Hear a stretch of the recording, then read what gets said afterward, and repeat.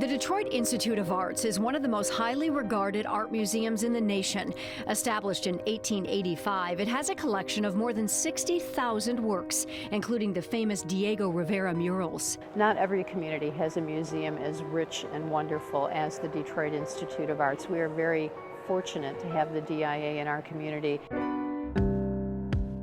For instance, this is the first Van Gogh ever purchased by an American museum. And there are works by Monet, Picasso, and talented American artists. The collection is valued at more than $1 billion. But the DIA is fighting for its financial life. Corporate funding is dwindling, and there is no more money at all from the state or city. We are certainly not alone in our struggle.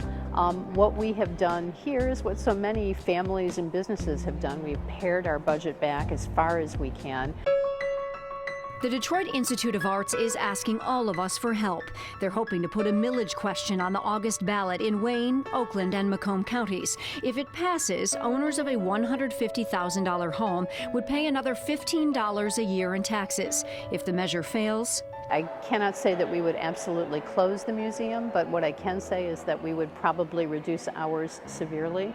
Perhaps 1 to 2 days a week. We'd have to continue to reduce the staff. We'd have to continue, to rethink things like special exhibitions. We probably wouldn't be able to do those anymore. The way our cultural facilities have been financed in the past has led to some of the current problems. Corporate donations have historically accounted for 20% of arts funding in Metro Detroit. Nationally, the average is only 5%. So when corporate money dried up, Detroit institutions were in bad shape. So something like the Detroit Science Center would be very much affected by that downturn.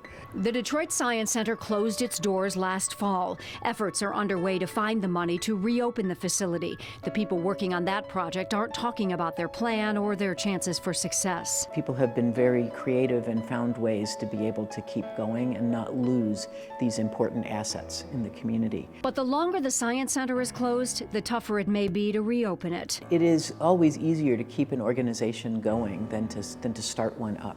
You have an existing base of operations, you have facilities, you have a group of people who are supportive of that. Meanwhile, right in back of the Science Center is the Charles Wright Museum of African American History. There are a number of other African American museums, but this museum is the largest of its kind. The museum has faced its own money problems over the years, and the closed building next door is a distressing reminder of what can happen. Yeah, I think it does hurt the city overall not to have a science museum.